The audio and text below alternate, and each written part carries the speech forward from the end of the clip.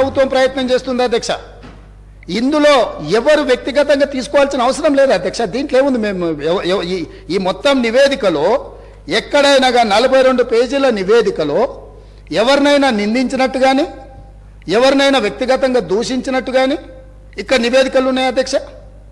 మాజీ మంత్రి గారు మాట్లాడతారు పక్క రాష్ట్రంలో పనిచేసిన నుంచి సమాచారం సేకరించిందని. ఇదేనా పద్ధతి అధ్యక్ష? 10 సంవత్సరాల నుంచి తెలంగాణ నిర్మాణం కోసం అహర్నిశలు కష్టపడి పనిచేసిన మన రాష్ట్ర అధికారులను ఈ రకంగా అవమానించడం కరెక్టా అధ్యక్ష? ప్రతి శాఖ యొక్క నివేదిక ఆ శాఖ యొక్క ప్రిన్సిపల్ సెక్రటరీ ప్రాపర్ ఫార్మేట్లో ఫిలప్ చేసి సంతకాలు పెట్టి ఆర్థిక శాఖకు పంపించిన తర్వాత ఆర్థిక శాఖ కార్యదర్శి గారు, వారితో పనిచేసిన కార్యదర్శి గారు, అతనే మారలేదు అధ్యక్ష, వారు సంతకం పెట్టి ప్రభుత్వానికి ఇచ్చిన నివేదికనే ఈ నివేదిక. కాబట్టి వారికి ఏమైనా అనుమానాలు ఉండి వారిలాగానే మిగతా వాళ్ళు కూడా వ్యవహరిస్తారని ఏమైనా అపోహలు ఉంటే తొలగించుకోండి. కొత్త ప్రభుత్వం ఏర్పడ్డప్పుడు వేలాది మంది మమ్మల్ని వచ్చి కలుస్తారు అధ్యక్ష. మేము మీలాక కక్షాపూరితంగా కలవడానికి వచ్చిన వాళ్ళను అగౌరవపరిచే విధంగా, అదేవిధంగా వాళ్ళని తక్కువ చేసి చూపించే విధంగా ఇట్లా చేయము అధ్యక్ష. ఒకవేళ అట్లనే అనుకుంటా అధ్యక్ష, ఒక్క మాట అడగదలుచుకున్నా, మీరేదో వివరాలు బయట పెడతామని అంటారు, నేను ఒక ఫోటో మీకు చూపించదలుచుకున్నా అధ్యక్ష. ఈ ఫోటో చూడండి. వీరు ఇక్కడ పక్కన ఉన్నాయన డాక్టర్ వైఎస్ రాజశేఖర రెడ్డి గారు కీర్తిశేషులు. ఈ పక్కన ఉన్నది ఎవరో మీకు తెలుసు కదా అధ్యక్ష. వీరు ఆ రోజు స్వయంగా వెళ్ళి ఆనాటి ముఖ్యమంత్రి గారిని వ్యక్తిగతంగా కలిసి వాళ్ళ మధ్యలో ఏం చర్చ జరిగిందని నేను వివరాలలో జోలికి వెళ్ళదలుచుకోలేదు అధ్యక్ష. ఈరోజు నన్ను ఎవరైనా ముఖ్యమంత్రిగా ఈ రాష్ట్రానికి బాధ్యత తీసుకున్న తర్వాత ఎన్నో రకాల సంస్థలు, వ్యవస్థలు, వ్యక్తులు వాళ్ళు మమ్మల్ని వచ్చి కలుస్తారు. అది మర్యాదపూర్వకంగా కలుస్తారు. మేము కూడా ప్రధానమంత్రి గారిని కలవాలని, ఈ దేశ ప్రధానమంత్రిని కలవడం ముఖ్యమంత్రిగా నా మంత్రివర్గ సహచరుల యొక్క బాధ్యత అని చెప్పి ఈ రాష్ట్రం నుంచి కేంద్రంలో మంత్రిగా వ్యవహరిస్తున్న కిషన్ రెడ్డి గారికి నేనే స్వయంగా ఫోన్ చేసిన. సిద్ధాంతపరంగా మేము భారతీయ జనతా పార్టీని విభేదిస్తాం, కానీ రాష్ట్ర ముఖ్యమంత్రిగా నా కర్తవ్యము నా రాష్ట్రానికి, మన రాష్ట్రానికి కావాల్సిన నిధులను తెచ్చుకోవాలన్నప్పుడు రాష్ట్ర కేంద్ర ప్రభుత్వాల మధ్యన సత్సంబంధాలు ఉండాలి అని మేమే ఒక అడుగు ముందుకేసి కేంద్ర మంత్రి కిషన్ రెడ్డి గారికి నేను స్వయంగా ఫోన్ చేసిన. మీరు ఒకసారి ప్రధానమంత్రి గారితో మాట్లాడండి, మనం వెళ్ళి కలుద్దాము, మనకు రాష్ట్రానికి సంబంధించిన ఏమైనా నిధులు తెచ్చుకునేది ఉంటే డెఫినెట్గా చేద్దామని. ఎందుకు? మేము బేసిజాలకు పోదలుచుకోలేదు. స్వార్థపరమైన రాజకీయ ప్రయోజనాలని ప్రభుత్వం ఆశించడం లేదు. తాత్కాలికమైన లాభాల కోసము మేము ఎలాంటి దుందుడుకు చర్యలకు మేము పాల్పడదలుచుకోలేదు అధ్యక్ష. అందుకే ఈరోజు మీరందరూ, మనమందరం ఈ సభలో చర్చ ఇదే కాకుండా విద్యుత్ శాఖకు సంబంధించి మా సాగునీటి పారుదల శాఖ మంత్రి గారు కూడా ఈ సమావేశాలలోనే శ్వేతపత్రాలు విడుదల చేయదలుచుకున్నాం.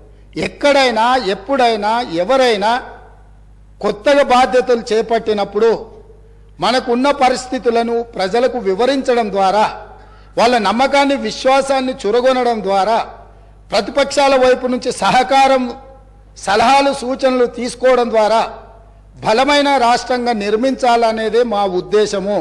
కాబట్టి ఇప్పటికైనా గతంలో చేసిన తప్పులనే మళ్ళీ మేము వితండవాదంతో మీ మీద దాడులు చేస్తామనే విధానాన్ని ప్రతిపక్ష పార్టీ వదులుకోవాలి. వాళ్ళకి ఏమైనా బాధ ఉండొచ్చు, ఇక్కడి నుంచి అక్కడికి వెళ్ళినప్పుడు సహజంగా ఉంటుంది, దుఃఖం కూడా ఉంటుంది. కొంతమందికి జీవితంలో నెరవేరని కోరికలు ఉంటాయి. తండ్రిని కూడా అడ్డు తొలగించుకొని కుర్చీలో కూర్చోవాలనేటోళ్ళు కూడా ఉంటారు. ఔరంగజేబ్ స్టోరీలు ఇవన్నీ మనం చూసినాం కదా అధ్యక్ష చరిత్రలో. సో వీటన్నిటిని దృష్టిలో పెట్టుకొని వాళ్ళ కుటుంబంలో ఉండే తగాదాలను తీసుకొచ్చి సభలో ప్రస్తావించడం ద్వారా సభ యొక్క ఔన్నత్యాన్ని, గౌరవాన్ని తగ్గించే విధంగా వ్యవహరించొద్దు. ఈ ప్రభుత్వం జిమ్మెదారితో ఇక్కడ ఉన్నది. ఈ ప్రభుత్వం జిమ్మెదారితో ఇచ్చిన మాటను నిలబెట్టుకుంటుంది. ఈ ప్రభుత్వం సహేతుకమైన సలహాలు, సూచనలు ప్రతిపక్షాలు ఇచ్చినప్పుడు తప్పకుండా స్వీకరిస్తుంది.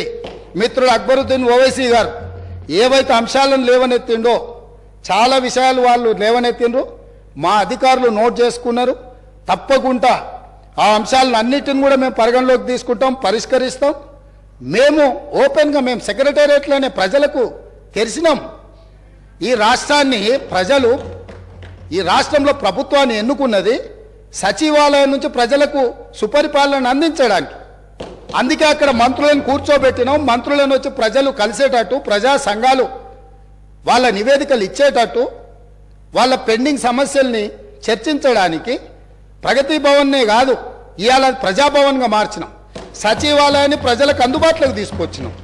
మేము బాధ్యత తీసుకుని వెంబడే హైదరాబాద్ మీద రివ్యూ చేయాలనుకున్నప్పుడు हम लोग जिम्मेदारी से यहाँ हैदराबाद क्षेत्र से जो पार्लियामेंट में 7 एमएलए से हम लोग बुलाए सचिवालय पे. हमारा पॉलिटिकल डिफरेंसेस में भी देर, मगर जब हम तरक्की करना है, आगे हैदराबाद शहर को हिंदुस्तान में सबसे बड़ा अच्छा शहर बनाने के लिए हमारे दोस्तों से हम गुजारिश किए, भाई आप साथ आ जाओ, जो चाहिए, जो पेंडिंग है, जो हैदराबाद तरक्की के लिए हम जिम्मेदारी से जो करना है हम जिम्मेदारी उठाएंगे, आपके साथ लेंगे. हम सरकार चलाने के लिए आज जिम्मेदारी से यहां से मैं हमारे एमआईएम पार्टी को चुनाव में जो है आपका मर्जी आपकी है, हमारा मर्जी हमारी है. जो पार्टी हमारा चुनाव लड़ना है हमारे तरीका से लड़ेंगे.